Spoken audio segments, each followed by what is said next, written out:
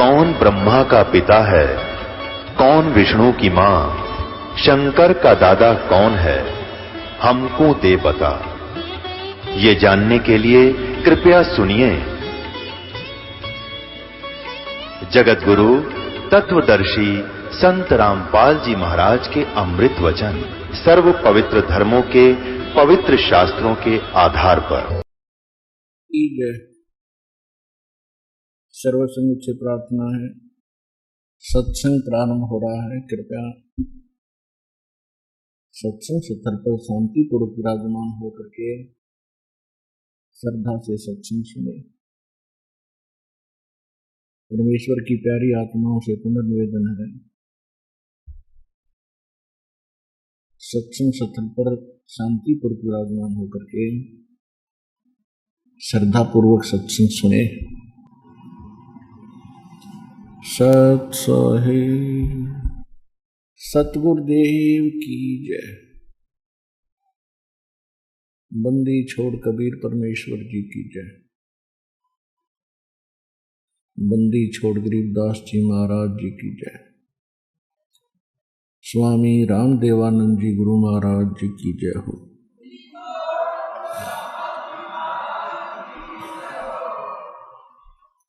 गरीब नमो नमो सतपुरुष को नमस्कार, गुरु की नहीं। सुर नर मुनिजन साधुआं संतों सर्वस्ती नहीं। सतगुरु साहेब संत सब डंडो तुम प्रणाम। आगे पीछे मत हुए तिनको जा कुर्बान। नराकार निर्विषम काल जाल वैभंजनम। निर्लेपम निज निर्गुणम अकल अनुवेशंदनम। सोहम सुरति समापतम सकल समाना निर्तल। उज्ज्वल हिरंबर हरदमम बेपरवाह अथा है। वार पार निमद्यतम। गरीब जो सुमरै सिद्ध होई, गणनायक गलता न। करो अनुग्रह सोई, पारस पद परवाना। आदि गणेश मनाऊं, गणनायक देवन देवा। चरण कमल लो लाऊं, आदंत करूं सेवा। परम शक्ति संगीतम, रिद्धि सिद्धि दाता सोई। अविगत गुण अतीतम, सत्य पुरुष निर्मोही। जगदम्बा जगदीशं, मंगल रूप मुरारी। तन मन अर्पों शीशं, भक्ति मुक्ति भंडारी। सुर नर मुनि जन जावे, ब्रह्मा विष्णु महेशा। शेष सहस मुख गावे, पूज्य आदि गणेशा। इंद्र कुबेर सरीखा, वरुण धर्म राय ध्यावे। समर्थ जीवन जी का, मन इच्छा फल पावे। 33 कोटि अधारा, डावे शेष 88। उतरे बहुजल पारा, कट है यम की फांसी। 33 कोटि अधारा, डावे शेष 88। उतरे बहुजल पारा, कट है यम की फांसी। कर जोरूं विनती करूं, धरूं चरण पर शीश। गुरु जी राम देवानंद जी महाराज ने दियो नाम बख्शीश। कोटि कोटि सिजदा करूं, कोटि कोटि प्रणाम। चरण कमल में राखियो में बांधी, जम गुलाम।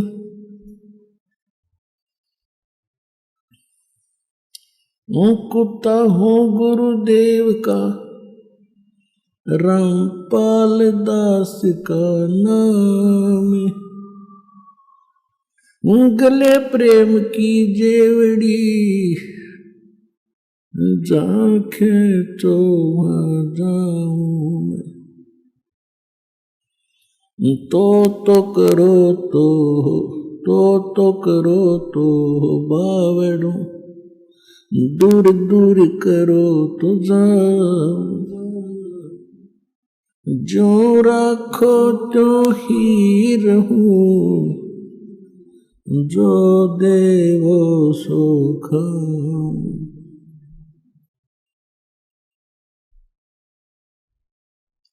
परम पिता परमात्मा पूर्ण ब्रह्म सर्व सृष्टि के रचनहार, सर्व सुखदाई पाप नाशक, संकट मोचन कष्ट हरण मंगल करने वाले परमेश्वर कबीर जी की असीम रजा से आप सभी पुण्यात्माएं परमात्मा की महिमा सुनने के लिए उपस्थित हुए।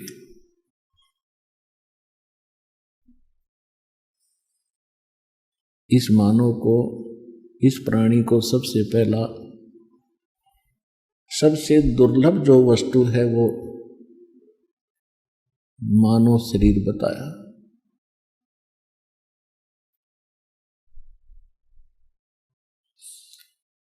और उसके पश्चात यदि इसको कोई दुर्लभ वस्तु है तो सत्संग है। सत्यनारायण कथा सुनने का अवसर मनुष्य जीवन प्राप्त प्राणी को सबसे दुर्लभ है। और सत्संग कौन कर सकता है? सतगुरु कर सकते हैं। सतगुरु के बिना सत्संग नहीं होता। सतगुरु की क्या परिभाषा है? सत्य माने सच्चा, गुरु मीन मार्गदर्शक, टीचर, मास्टर। अब यहां सच्चा शब्द प्रयोग किया है परमात्मा ने। मानुष जन्म दुर्लभ है, ये मिले न बारंबार, तरवर से पत्ता टूट गिरे वो बहोर न लगता डार।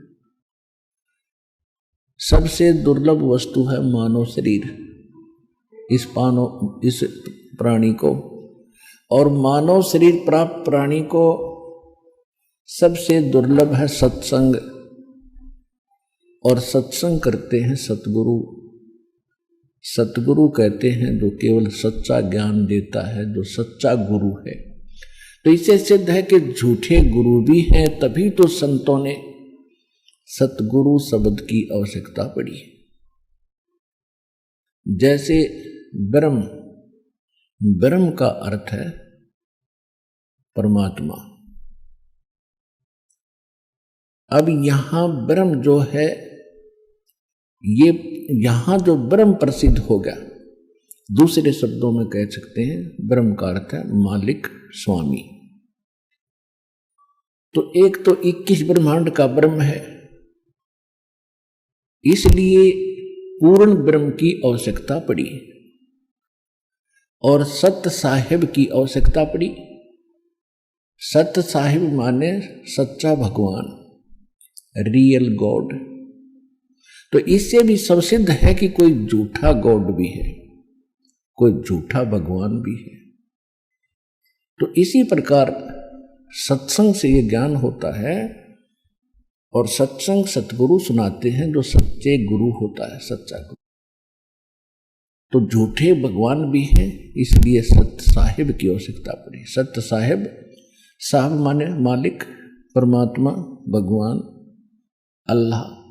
तो सच्चा अल्लाह, सच्चा God, real God, true God. तो इससे सिद्ध है कि कोई झूठा परमात्मा भी है। तो जिस लोक में हम रह रहे हैं, ये झूठा भगवान है, झूठा प्रभु है। ये सत्य साहिब नहीं है। सूक्ष्म वेद में कहा है कि ज्योत मुल्ला माया मग में बैठी हंसा चुन चुन खाई, ये ज्योत स्वरूपी कहे निरंजन में ही करता भाई। हाय हाय, एक न करता दो न करता नौ ठहराए भाई,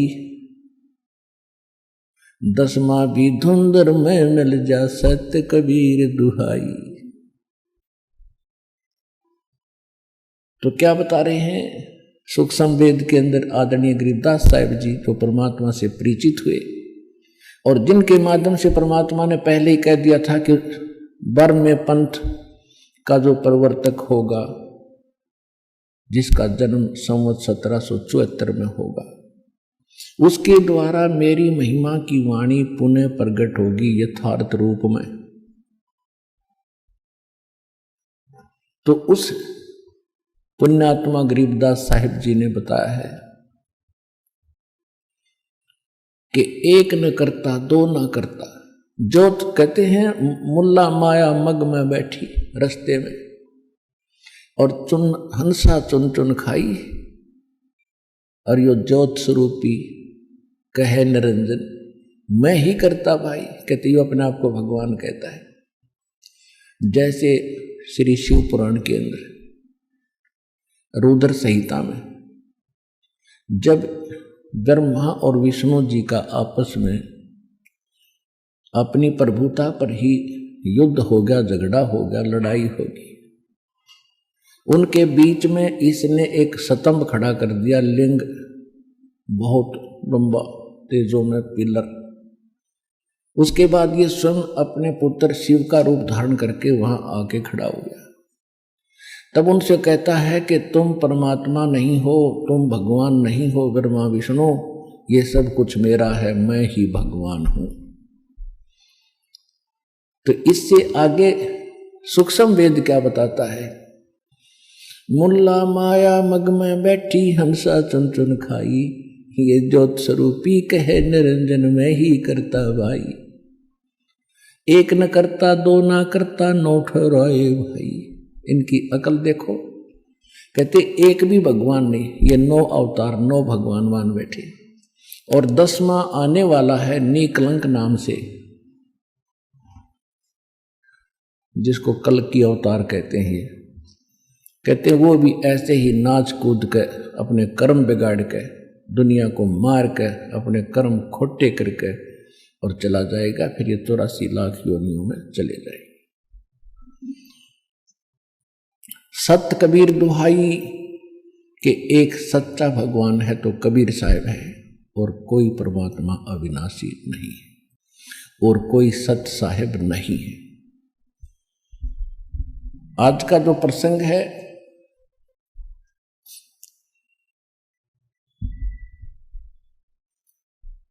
कि परमात्मा कौन है, उसको हम कैसे सिद्ध करें, कहां से प्रमाणित हो,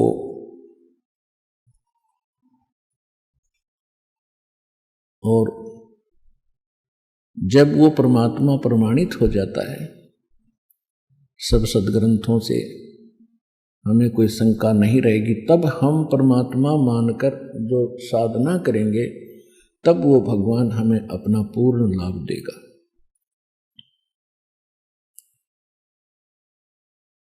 तो प्रसंग चल रहा है कि सच्चा साहिब और सच्चा गुरु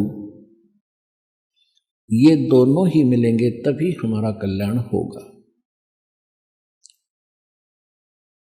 तो पुण्यात्माओं, आपका सौभाग्य है कि आपको मानव शरीर प्राप्त, जो प्राणी के लिए अति दुर्लभ बताया। दूसरी वस्तु जो दुर्लभ है वो सतगुरु यानी सत्संग कहो, सतगुरु कहो, सतगुरु के बिना सत्संग नहीं हो सकता। तो वो भी आज आपको उपलब्ध हुई। आपकी किस्मत का, आपके पूर्व जन्म के संस्कारों का कोई एस्टीमेट नहीं लगाया जा सकता। आप कितने पुण्य कर्मी प्राणी हैं। आज चाहे कोई गरीब है, झोंपड़ी में रहता है, चाहे कोठियों में रहता है, कोई रिक्शा चलाता है, पैदल मजदूरी करता है, या कारों और हेलीकॉप्टरों में चलता है, ये मानव शरीर प्राणी जो है ये परमात्मा की भक्ति कर सकते हैं। और दुर्भाग्य उनका अभी जो खिलौनों से ही खेल रहे, सौभाग्य आपका जो भगवान से परिचित हो चुके हैं और इस मार्ग पर अग्रसर हो लिए। अब जैसे दो प्रकार से ये मानव शरीर आपको प्राप्त होता है, एक तो पूर्व संस्कार से और एक टर्न वाइज होता है। टर्न वाइज का अर्थ है कि 84 लाख प्रकार के प्राणियों में सब कष्ट उठा के उसके बाद एक मानव शरीर मिलता ही मिलता है, ऐसा विधान है प्रभु का। तो जो इस प्रकार से आए हुए प्राणी हैं, जो टर्न वाइज यानी नंबर वाइज जिनका जन्म हुआ मनुष्य का, तो वो जल्दी सी भक्ति ग्रहण नहीं करते। और जो पिछले जन्म में संस्कार से मनुष्य थे, अब भी मनुष्य पैदा हो गए हैं, तो वो ऐसे मनुष्य जन्म उन्हीं का होगा जो पिछले जन्म में भी कोई ना कोई भक्ति साधना कर रहे थे। तो उनके अंदर एक लगन प्रेरणा न्यारी होती है परमात्मा की तरफ, उनकी पहले से रुचि होती है, जन्म से ही होती है। तो इसी प्रकार फिर मानव शरीर के अंदर प्राप्त प्राणियों को फिर एक और दो प्रकार की स्थिति होती है। जैसे एक तो भक्ति कर्म होते हैं और एक धर्म कर्म होते हैं। भक्ति कर्म का अर्थ है जिन्होंने भक्ति की है, मंत्र जाप किए हैं परमात्मा से, गुरुदेव से दीक्षा लेकर के पहले जन्मों में, और एक ने भक्ति के साथ साथ पुण्य भी खूब किए हैं। तो दोनों का ही मनुष्य जीवन हो रहा है, क्योंकि पिछले संस्कार वश हो रहा है। जिन्होंने दान नहीं किया और भक्ति करते ही रहे, क्योंकि परमात्मा ने वो मंत्र दिए थे जो आपको चार्ज करके गए थे 600 वर्ष पहले, तो साथ में परमात्मा ये भी कहते रहे थे, चिड़ी चोंच भर ले गई नदी न गट्टो नीर, दान दिए धन घटे नहीं, कह रे साहेब कबीर।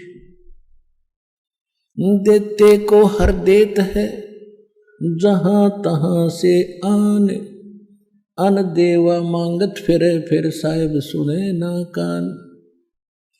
धर्म तो दसके नहीं ये दसके तीनों लोक, खैरायत में खैर है वही की जो आत्म पोख।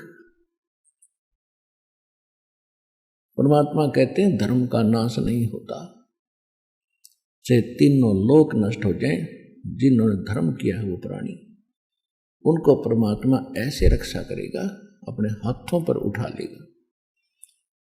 और भक्ति तो करनी ही करनी है। जैसे आपने बीज बो दिया, भक्ति बीज बो दिया फसल का, कनक का, गेहूं का, तो बीज तो मूल चीज है।